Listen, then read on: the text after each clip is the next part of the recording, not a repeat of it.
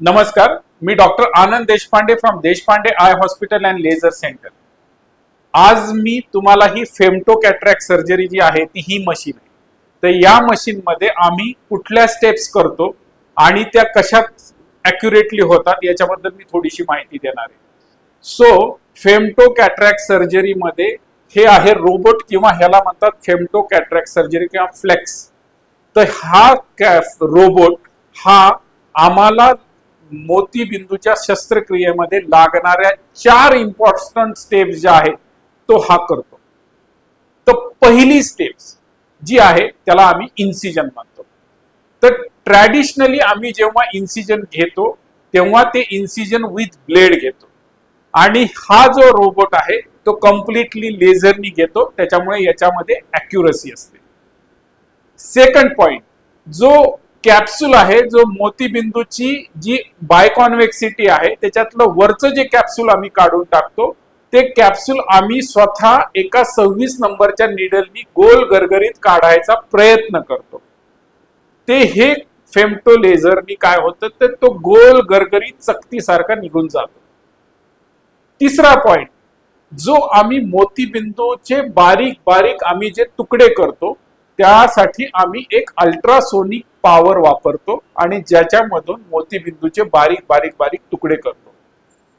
तर ही ultrasonic power मध्ये जेव्हा डोळ्यामध्ये स्पेंड होते तेव्हा त्याचं जे टिप असतं ते थोडंसं गरम होतं आणि ते आपल्या कॉर्नियाच्या काही सेल्स डॅमेज करू शकतं. आणि त्या जागी जर आपण फेमटो कॅटरॅक्टचं जर फेमटो लेझर वापरलं, ज्याला ट्रू लेझर आहे, तर त्या ट्रू लेझरमुळे काय होतं की कम्प्लिटली डोळ्याच्या मध्ये एनर्जी स्पेंड होण्याचं 50 ते 70% कमी होतं आणि जेणेकरून तुमच्या कॉर्नियाला जो महत्वाचा आहे, जो मिरर आहे आपल्या डोळ्याचा, तो प्रोटेक्ट होतो. आणि चौथा ऍडव्हान्टेज, काही पेशंट्सला सिलेंड्रिकल नंबर असतो. तो सिलेंड्रिकल नंबर आम्ही ह्या LRI, ज्याला लिंबल रिलॅक्सिंग इन्सिजन म्हणतो, त्यामध्ये आम्ही हा क्लिअर करायचा प्रयत्न करतो.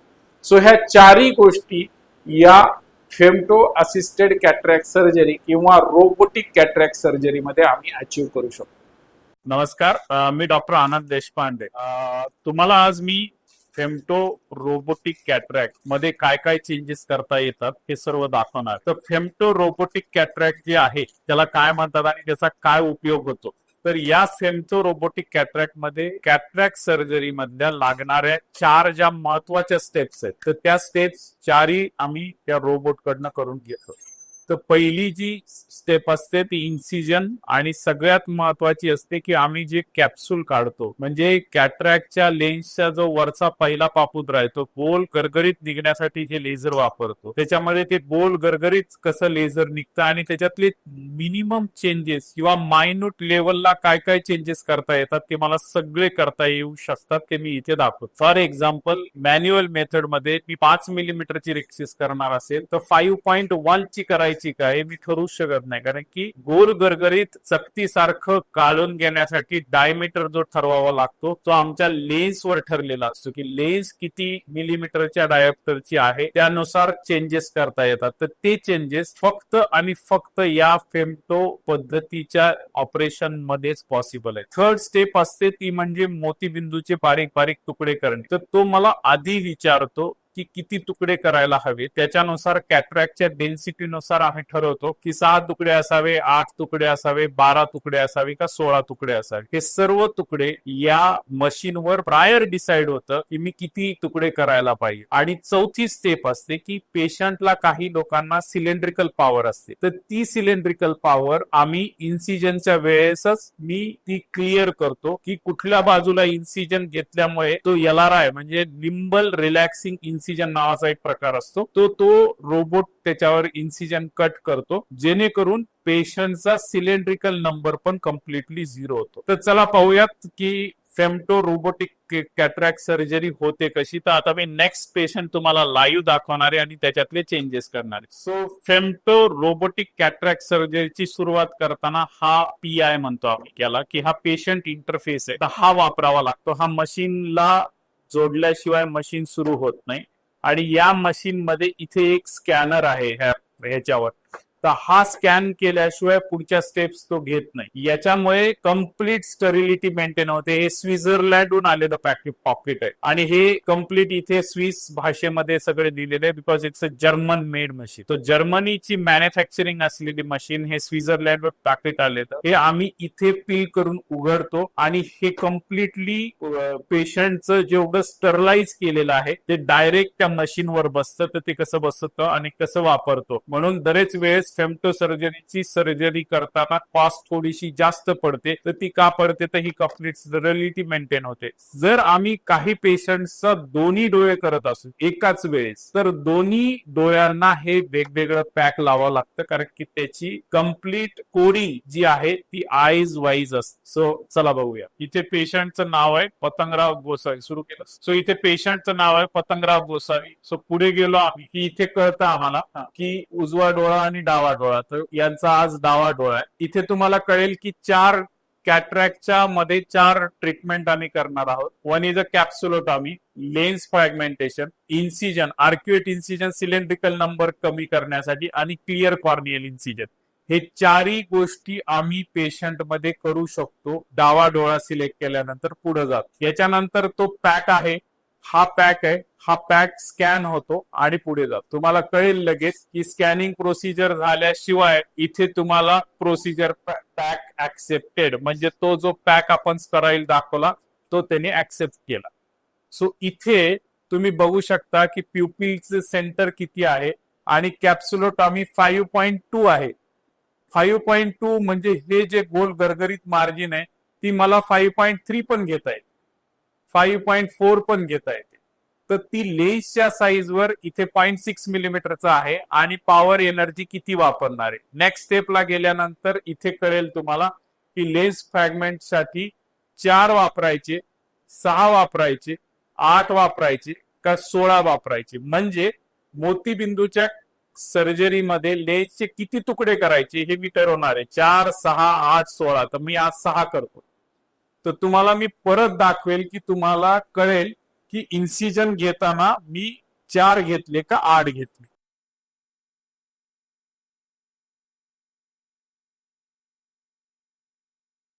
आता इथे डोळा स्कॅन होतो आणि कम्प्लीट लेन्स किती प्रकारची आहे, किती साईजची आहे, ते गोल गोल जे लाल फिरतं ते त्याच्यावर स्कॅनिंग होतं. आणि इथे मला तो कॅप्सूल 5.4 जे मी मागे ऍडजस्ट केलं होतं ते मला दिसतं. एकदा दाखव. करेक्ट. हा टच केल्यावर मला कळतं की किती लेन्स आहे. मग आता या केसमध्ये मला ठरवायचं की नाही 5.4 पेक्षा अजून मला भरपूर जागा आहे, तर मी तुम्हाला दाखवतो की मी 5.5 करू शकतो. तर ती मी कशी करतो, तर इथे टच केलं तर तिथे बघा तुम्ही 5.4 लिहिलंय. आता मी 5.5 करतो. That's all. सोडून दे. करेक्ट. सो हे 5.5 तुम्ही बघू शकता, म्हणजे 0.1 मिलीमीटर एवढं मी चेंज केलं. आता मी नेक्स्ट लेवलला जातो. तर तुम्हाला जे मी दाखवलं होतं की 6 कॅटरॅक्टचे तुकडे करतोय, तर इथे मोजून दाखवतो मी तुम्हाला. 1, 2, 3, 4, 5, 6. सो हे 6 तुकडे तो मला करून देणार आहे. सो अशा प्रकारे या केसमध्ये ज्या गोष्टी मी घेतलेल्या आहेत तर त्या म्हणजे कॅप्सुलोटॉमी आणि लेन्स फ्रॅगमेंटेशन, ज्या मला सगळ्यात महत्वाच्या वाटल्या. तर मिनिमल लेवलचं जे कॅलिब्रेशन करून आपल्याला ज्या चेंजेस करता येतात ते फक्त फेमटो कॅटरॅक्ट सर्जरीमध्ये पॉसिबल आहे.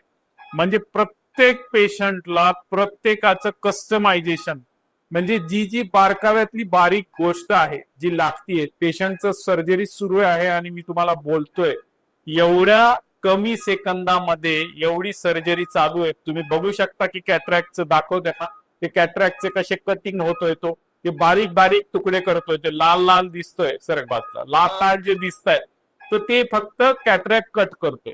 आणि अशा प्रकारे दोन्ही गोष्टी सर्जरी संपल्या.